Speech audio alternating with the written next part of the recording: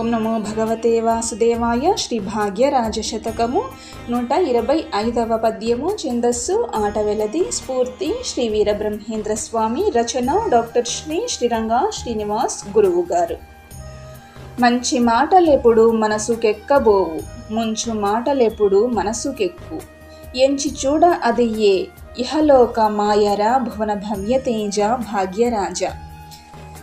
విషయేంద్రియ సంయోగము వలన కలుగు సుఖము మొదట భోగానుభవ సమయమునందు అమృత తుల్యముగా అనిపించినను పరిణామమున అది విషతుల్యమగును.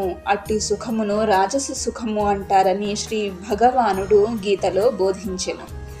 అదే ప్రకారంగా మునులు, సాధువులు, గురువులు, స్వామీజీలు చెప్పే మాటలకు ఇవ్వలేని విలువ ఈ లోకంలో ప్రాపంచిక విషయాలకు అధికంగా ఇస్తున్నామంటే ఇదంతా భగవంతుని మాయ అని చెప్పవచ్చు.